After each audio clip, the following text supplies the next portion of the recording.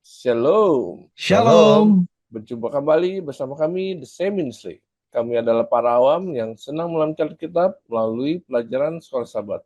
Di dalam minggu ini, di pelajaran yang ketujuh, kita akan mempelajari tentang sebuah potret kasih. Dan para penulis sudah hadir di sini untuk kita memperbincangannya bersama-sama. Sebelumnya kita akan berdoa, mari kita berdoa. Bapa kami yang tinggi dalam surga, kami ucap syukur dan terima kasih padamu, karena kami boleh dapat berkumpul kembali untuk membicarakan firman. Biar Roh Kudus menemani kami, sehingga apa yang kami bicarakan boleh menjadi berkat bagi banyak orang, dan menambah pengetahuan kami tentang dirimu ya Tuhan. Terima kasih Tuhan, terpuji namamu, di dalam nama Tuhan Yesus kami doa. Amin. Dan di dalam minggu ini, kita akan mempelajari sebuah potret kasih, dan kita dengar Pak Tobing untuk menjelaskan apa saja yang akan kita pelajari. Selamat. Pelajaran dari minggu lalu masih terkait dengan kasih, namun dalam minggu ini kita akan lebih dalam lagi. Ya, apa sesungguhnya kasih itu, nanti apa yang dilakukannya, itu yang kita akan lihat. Kita perhatikan terlebih dahulu di ayat hafalan, demikianlah tinggal ketiga hal ini, yaitu iman, pengharapan, dan kasih. Dan yang paling besar di antaranya ialah kasih. Ya, jadi boleh dikatakan inilah tema sentral atau tema utama atau pusat dari pesan dari semua suratnya Paulus kepada jemaat Korintus, yaitu kasih. Ya, kasih itu dikatakan apa? Bisa mengalahkan segalanya.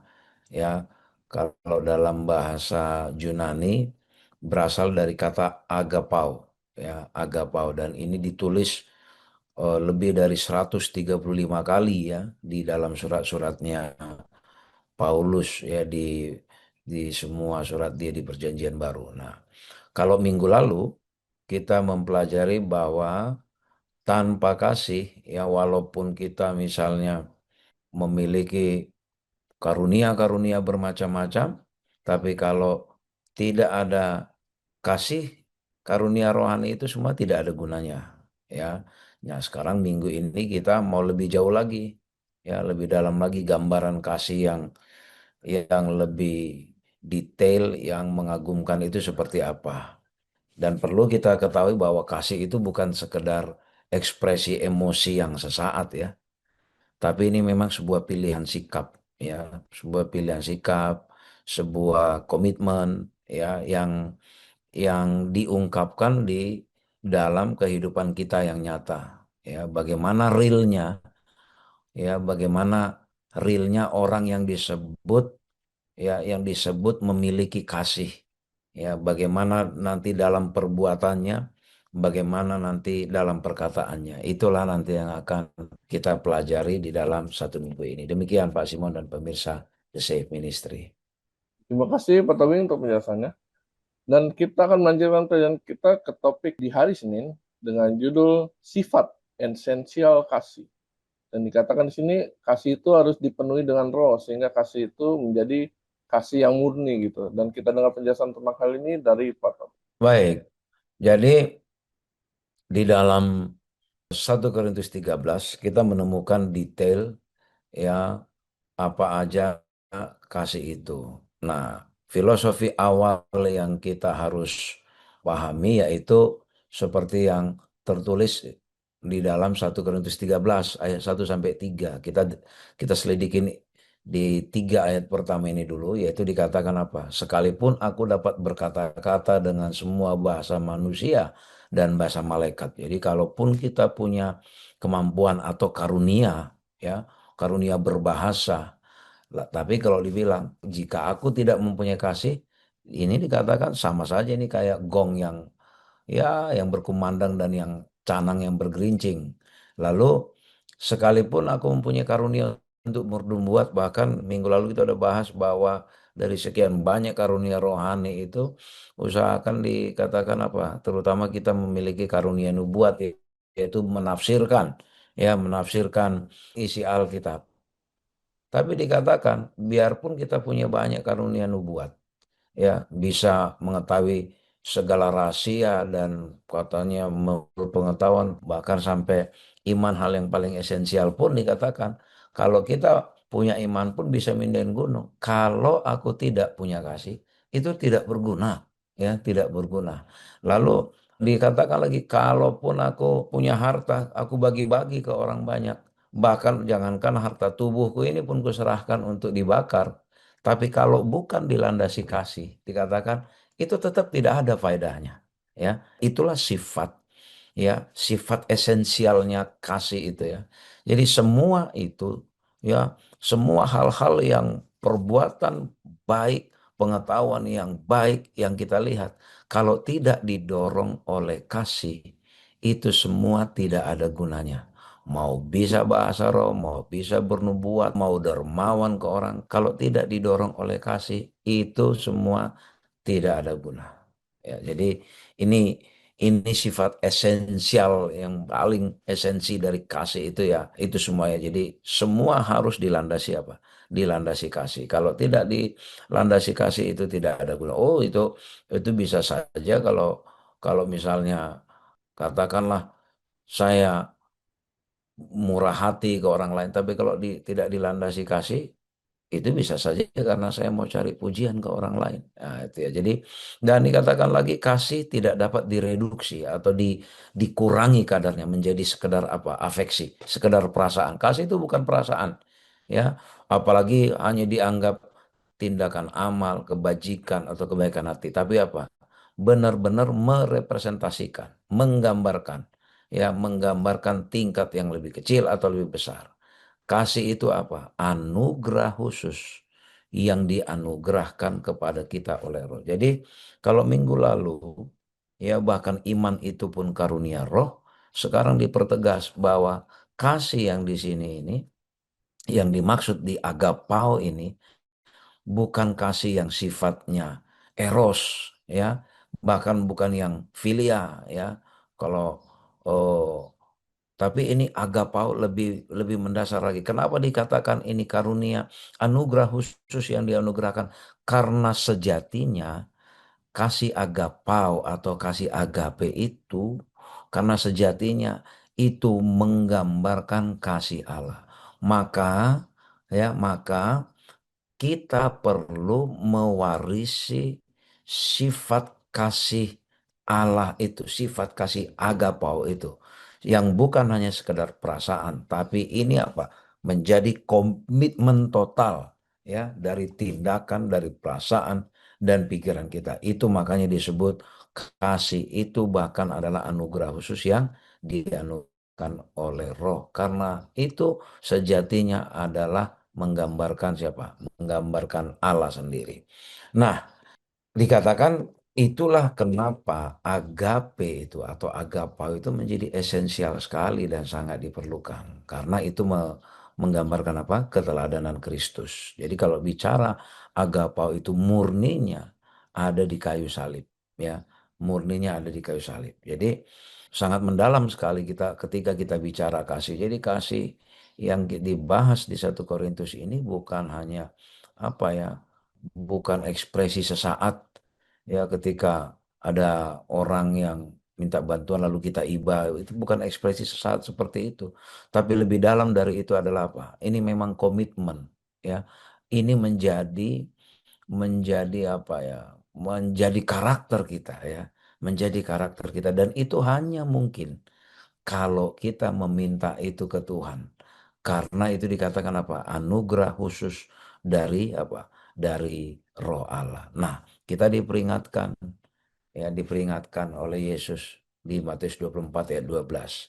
Dikatakan nanti, ya, ketika makin bertambah kedurhakaan, maka kasih pun bertambah dingin. Hati-hati jangan sampai, ya, kasih kita bertambah dingin karena apa? Karena kita durhaka. Karena bagaimana yang durhaka itu karena kita apa, menyangkal, melupakan, ya, melupakan, meninggalkan kasih agapau itu. Nanti lama-kelamaan dingin. Kalaupun kita berbuat baik itu bukan dilandasi kasih, tapi dilandasi apa? Dilandasi perasaan tidak enak, ingin dipuji atau ya ikut-ikutan dan segala macam. Oleh karena itu, karena ini adalah anugerah yang diberikan Allah melalui rohnya, maka kita mintalah itu apa? Melalui rohnya. Ya, kita mintalah kepada Allah agar ini dikaruniakan kepada kita. Demikian Pak Simon dan pemirsa The Safe Stream. Terima kasih Pak Tobing untuk penjelasannya, dan kita akan melanjutkan topik pelajaran kita ke hari Senin dengan judul apa yang dilakukan oleh kasih. Dan di dalam pelajaran ini kita akan mempelajari ada 7 hal tentang kasih. Dan kita minta Pak Fajar untuk menjelaskannya. Baik, terima kasih Pak Simon dan pemirsa The Safe Ministry. Senang sekali kita bisa merasakan kasih Yesus ya. Dan kita betul-betul ingin mempelajari kasih ini kita bisa pelajari di mana? Itu ada di dalam 1 Korintus 13 ayat 4 sampai 7. Apa sih yang bisa dilakukan oleh kasih ini ya?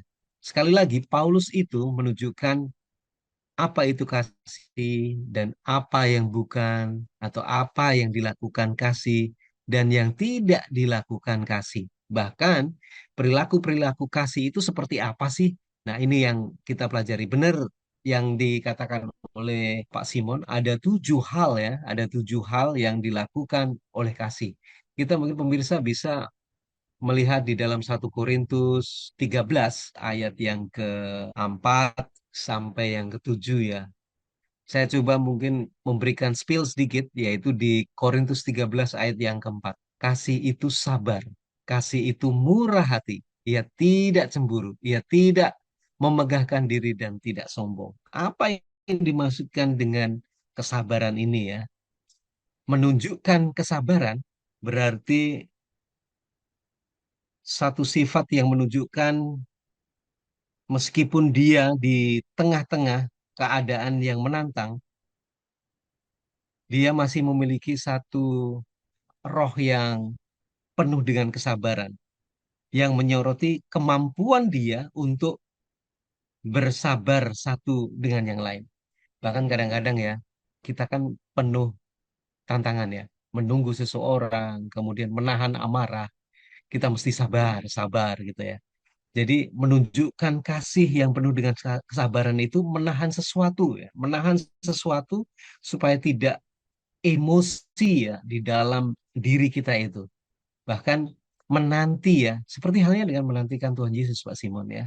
Kita penuh dengan kesabaran menanti akan janjinya di mana dia akan menjemput kita. Kemudian yang kedua nih Pak Simon, yaitu menunjukkan kemurahan hati. Tentunya kita harus meneladani memiliki welas asih atau berbelas kasihan dan memiliki kemurahan hati seperti Allah Bapa kita yang ada di surga. Kemudian yang ketiga ya, menunjukkan bersukacita dalam kebenaran. Bahkan juga bersukacita bersama dengan orang lain. Kemudian yang keempat, apa yang dilakukan oleh kasih? Yaitu menutupi segala sesuatu. Bahkan ya para ahli berdebat apakah dalam bahasa Yunaninya itu stego. Stego itu berarti menutupi, yaitu menjaga kerahasiaan. Sesuatu yang juga memiliki makna perlindungan atau menanggung dengan makna ketahanan. Nah, konsep ketahanan jelas muncul di dalam 1 Korintus 9 ayat yang ke-12 yang membuat sebagian besar penaksir dan penerjemah Alkitab mengambil pilihan kedua sebagai yang lebih memungkinkan. Jadi menutupi segala sesuatu itu ya dia menanggung untuk menahan sesuatu ya. Menahan sesuatu artinya itu begini dia. Tidak menjadi orang yang suka menyampaikan segala sesuatu kepada orang lain, rahasia orang lain, atau mungkin kelemahan orang lain. Kita mesti harus lihat situasi dan kondisi di mana kita berada. Kemudian berikutnya ya, percaya segala sesuatu. Atau yang di istilahnya itu pisteu, berasal dari akar yang sama dengan istilah Yunani, yaitu iman atau pistis. Dalam konteks 1 Korintus 13 ini, percaya segala sesuatu berarti memberikan keuntungan dari keraguan. Istilahnya berprasangka baik ya. Satu dengan yang lain. Percaya kepada saat. Berarti menaruh percaya kepada segala sesuatu. Memiliki satu pandangan yang positif. Jadi percaya kepada satu sama lain. Memiliki pemikiran yang positif. Ya. Kemudian mengharapkan segala sesuatu. Ini yang keenam ini ya. Harapan sesuatu yang baik. Jadi setelah tadi kita itu percaya kepada kepada satu sama lain, memberi keuntungan satu sama lain, sekarang itu memiliki harapan sesuatu yang akan baik, yang akan terjadi dalam kehidupan kita. Dan yang terakhir ini Pak Simon, apa yang dilakukan oleh kasih yang ketujuh, yaitu sabar menanggung segala sesuatu. Jadi memiliki roh ketabahan dalam kesulitan, tafi gitu ya, bertahan.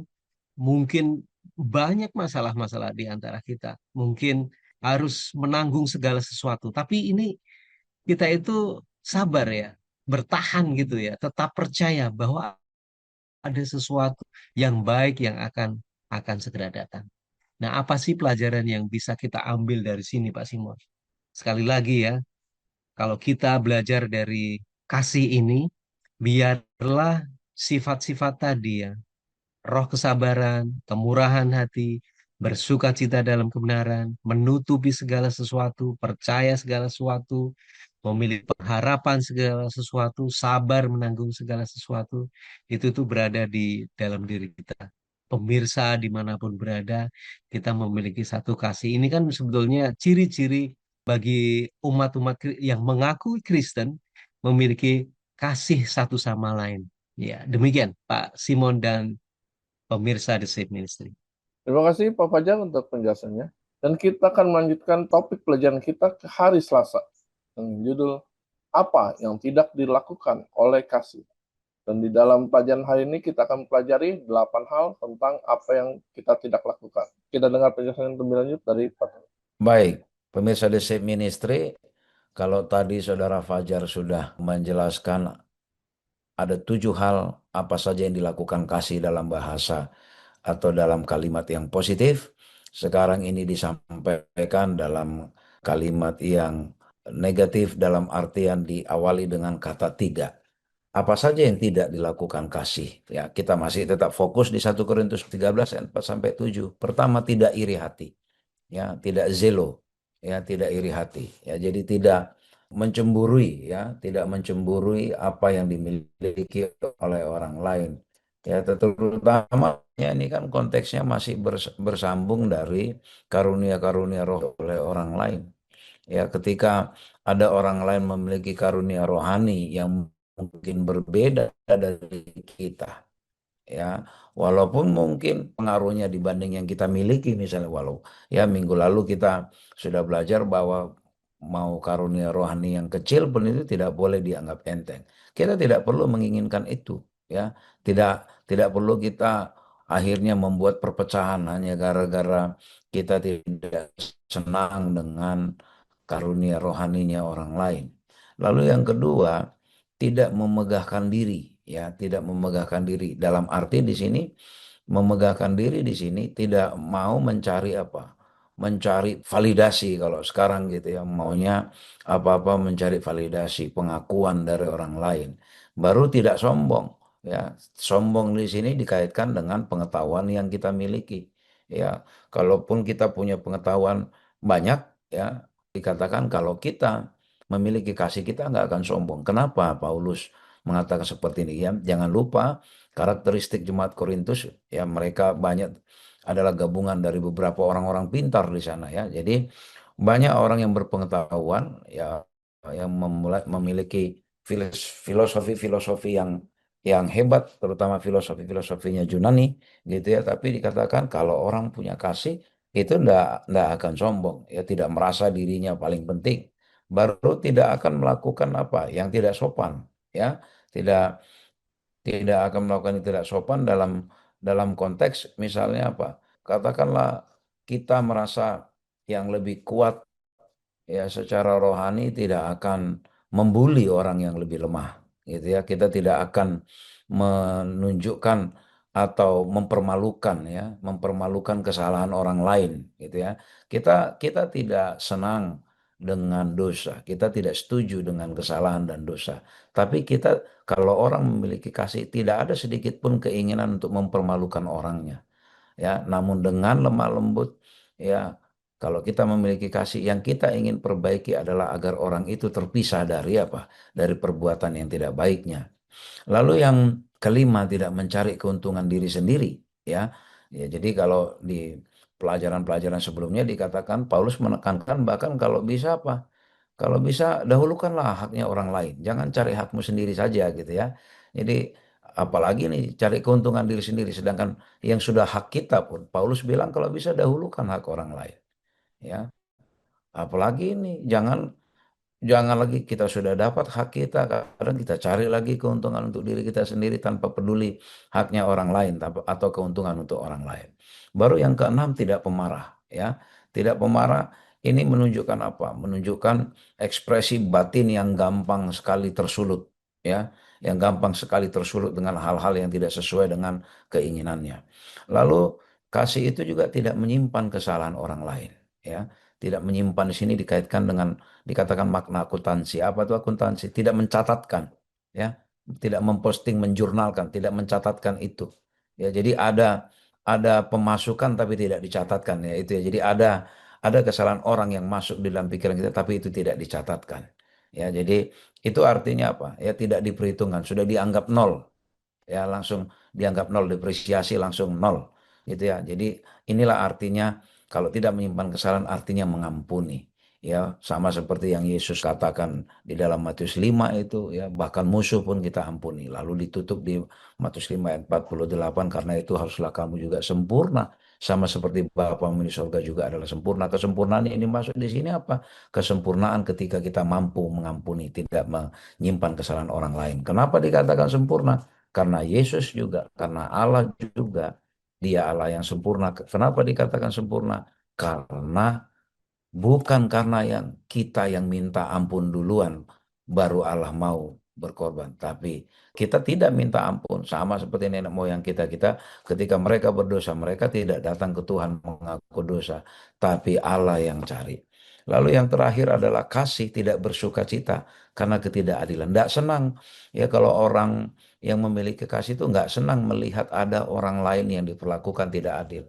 Nggak ikut, walaupun misalnya katakanlah kita sudah mendapatkan hak kita, ada orang lain tidak mendapatkan hak kita. Kalau orang yang memiliki kasih dia tidak akan merasa nyaman hidupnya. Wah, dia bilang nggak boleh dong begitu. Kalau saya sudah dapat, masa orang lain nggak dapat? Maka dia akan berjuang untuk keadilan orang lain. Lebih baik orang lain didahulukan haknya daripada dia. Itulah ya Pak Simon yang dikatakan ya apa-apa saja yang tidak dilakukan oleh kasih. Terima kasih Pak Tobing untuk penjelasannya. Dan kita akan melanjutkan topik pelajaran kita ke hari Rabu dengan judul Sebuah Potret Yesus. Dikatakan di dalam pelajaran ini, Allah itu adalah kasih, dan kasih yang sempurna itu ketika dia memberikan anaknya untuk mati bagi kita. Dan kita dengar penjelasan tentang ini dari Pak Fajar. Selamat. Iya, Pak Simon dan pemirsa The Safe Ministry ya. Kalau kita rangkum di sini ya, 1 Korintus 13 ini berbicara tentang kasih, itu seperti halnya kasih ini sebuah gambaran atau potret dari diri Yesus ya, sebuah potret. Nah, apa yang maksud dengan sebuah potret dari Yesus itu sendiri? Tadi Pak Simon juga sudah menjelaskan, ini menunjukkan karakter atau sifat dari Allah Bapa kita. Buktinya apa? Dia memberikan anaknya yang tunggal. Untuk apa? Untuk menyelamatkan manusia dari dosa. Jadi Kristus sebagai anak Allah yang diutus oleh Bapa kita itu yang secara sempurna itu mengungkapkan semua karakteristik dari kasih itu. Jadi gambaran kasih adalah potret daripada Yesus. Jadi kalau kita melihat gambar Yesus atau mungkin ya foto Yesus itu tuh semua akan kasih dia yang begitu besar itu ada dalam diri dia. Ada satu kesabaran, ada satu apa yang kita pelajari hari Senin ya. Ada kesabaran, sukacita, menutupi segala sesuatu, percaya, mengharapkan segala sesuatu, dan sabar menanggung segala sesuatu. Bahkan sabarnya Yesus ini luar biasa sekali ya.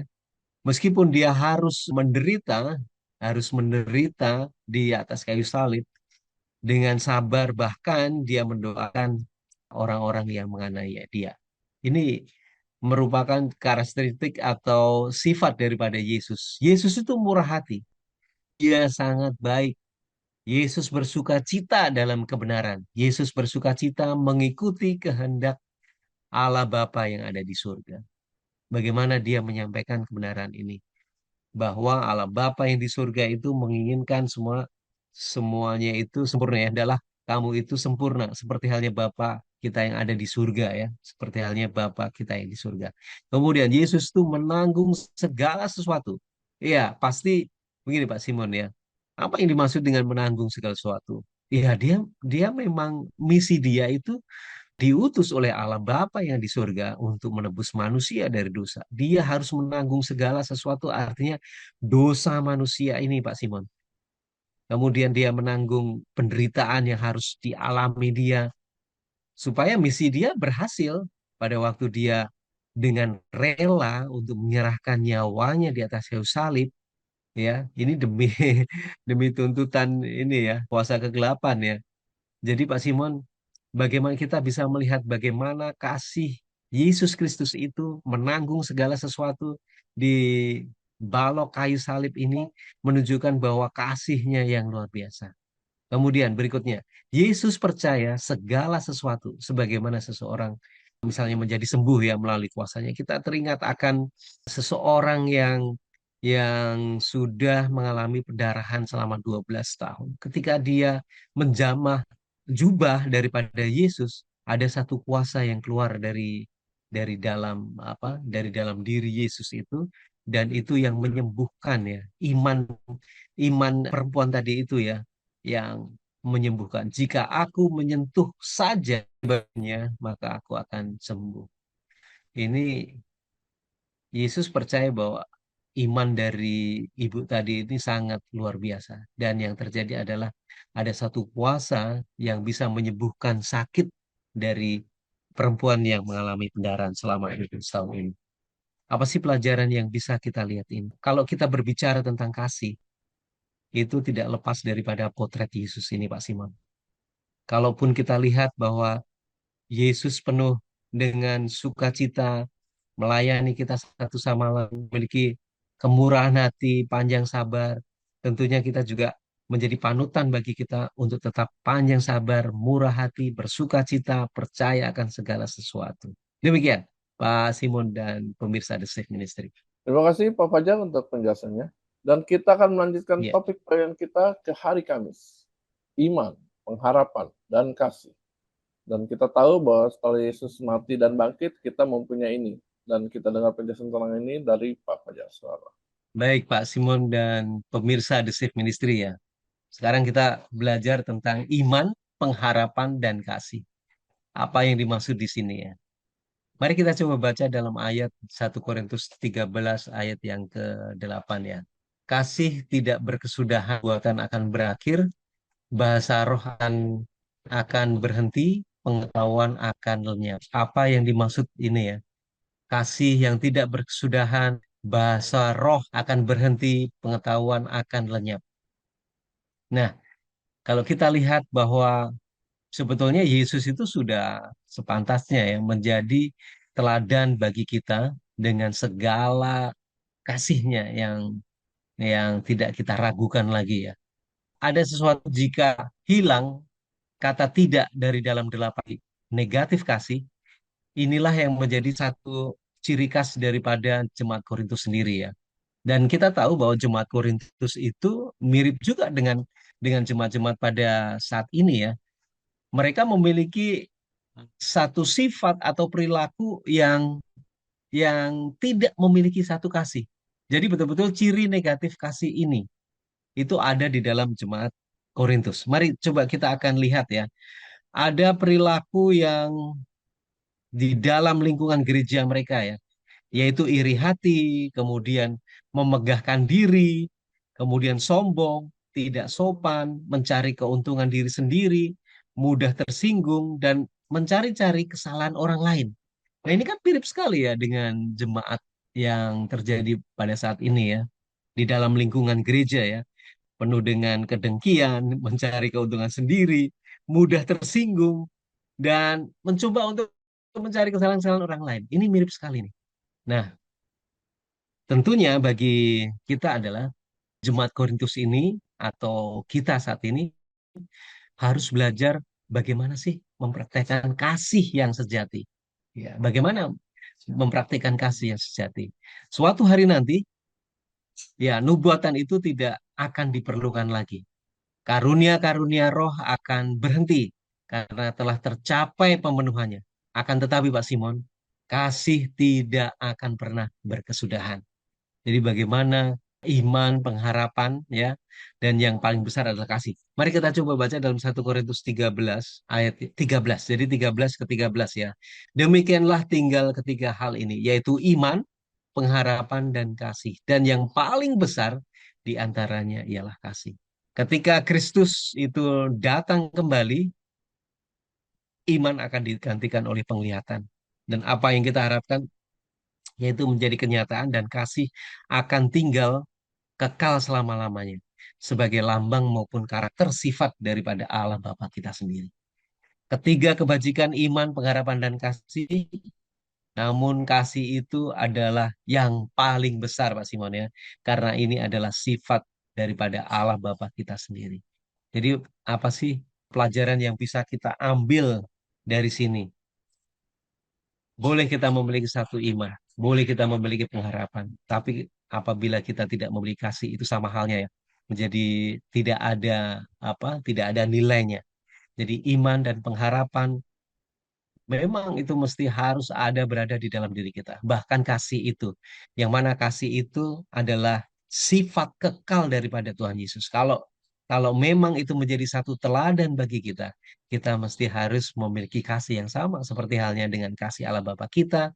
Kasih kepada Yesus Kristus itu ada dan tinggal tetap berada di dalam diri kita. Mengasihi baik sesama manusia maupun kasih kepada secara vertikal ya kepada Allah Bapa kita yang ada di surga. Dan biarlah melalui pelajaran ini, iman, pengharapan, dan kasih ini memberikan satu dorongan kepada kita semuanya Pak Simon, supaya kita bisa menerapkan dalam kehidupan kita memiliki kasih kepada sesama manusia. Demikian Pak Simon dan pemirsa The Safe Ministry. Terima kasih Pak Fajar untuk penjelasannya. Tidak terasa kita akan mengakhiri pelajaran kita dalam minggu ini, dan kita minta Pak Tobing untuk merangkumkan apa saja yang telah kita pelajari. Silakan. Baik, pemirsa The Safe Ministry, saya mengajak kita untuk melihat kalimat-kalimat di dalam pelajaran yang terakhir ini semua.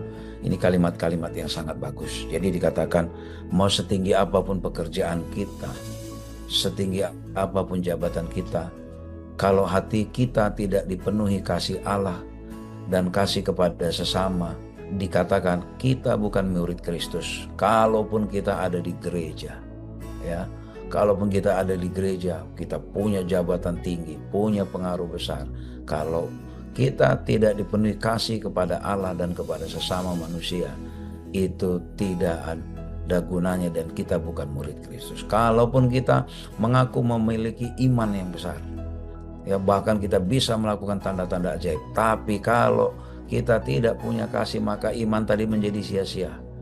Atau kalaupun mungkin kita menunjukkan kebaikan yang luar biasa, ya, tapi kalau kita lakukan itu selain daripada kasih sejati, ya, kita serahkan harta kita, bahkan menjamu orang-orang miskin, kalau bukan karena kasih sejati itu, perbuatan kita tadi itu sama sekali bukan menjadi alasan yang membuat Allah berkenan bagi kita.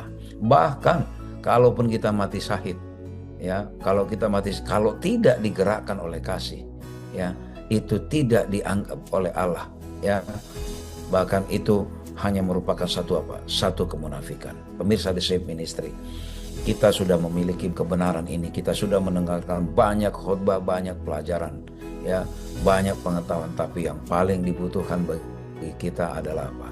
Kasih, ya, kasih yang datang dari Allah, yang kita ekspresikan kepada sesama kita dan juga kepada Allah. Jadi jangan sampai kita menguasai segala macam pelajaran, menguasai isi Alkitab, pintar kita menjelaskan, pintar kita membuat orang lain paham, ya, bahkan ketika kita melakukan banyak perbuatan kebajikan pun, hal-hal yang baik pun, kalau itu tidak kita landasi kasih, tidak dilandasi dengan kasih, semua itu apa? Akan sia-sia. Biarlah kita datang menyerahkan diri kepada Allah, agar Roh-Nya menganugerahkan kasih itu kepada kita, sehingga, ya, kasih itu benar-benar menjadi komitmen total di dalam kehidupan kita, bukan ekspresi emosi sesaat, tapi itu merupakan komitmen total, ya, menjadi representasi atau perwakilan dari sifat kasih Allah yang Tuhan sudah tunjukkan bagi kita. Kiranya Tuhan memberkati. Terima kasih kepada para panelis, Pak Irfan dan Pak Fajar, untuk penjelasannya dalam 1 minggu ini. Dan kita juga boleh mengingat bahwa kasih dari Allah boleh kita miliki, sehingga apa yang kita lakukan semuanya berdasarkan dengan kasih yang murni tanpa meminta imbalan apapun. Dan untuk menutup pelajaran ini, kita akan berdoa. Kami minta Pak Tobing untuk berdoa. Mari kita berdoa. Bapa di surga, kami berterima kasih, bersyukur Tuhan. Setelah sekian lama perjalanan rohani kami, Engkau mengingatkan kami pada minggu ini dengan pelajaran yang sangat esensial, yaitu kasih. Apapun yang kami miliki Tuhan, karunia rohani apapun, pengetahuan setinggi apapun, bahkan iman sebesar apapun yang bisa melakukan tanda keajaiban, kalau semua itu tidak dilandasi oleh kasih, ternyata itu Tuhan tidak berguna. Ya Tuhan, biarlah kiranya Engkau berkenan mengaruniakan ini melalui Roh-Mu. Engkau karuniakan karakter kasih Allah itu kepada kami, sehingga kami pun boleh menjadi pembawa berita yang baik ke orang lain. Mereka boleh merasakan kehadiran Tuhan, merasakan kasih Tuhan melalui kasih yang tercermin di dalam hidup kami. Di atas semuanya Tuhan, mohon ampun kami dari pelanggaran dosa kami berbuat. Dalam nama Yesus kami berdoa. Amin. Amin. Terima kasih pada para pemirsa yang telah menyaksikan video ini. Biarlah video ini boleh menjadi berkat bagi kita. Dan jika Anda berkenan, Anda boleh suka video ini, berlangganan channel kami, dan menkomen dan membagikannya agar orang lain boleh dapat terberkat. Dan kita akan bertemu kembali di pelajaran selanjutnya di minggu depan. Shalom. Shalom. Tuhan memberkati.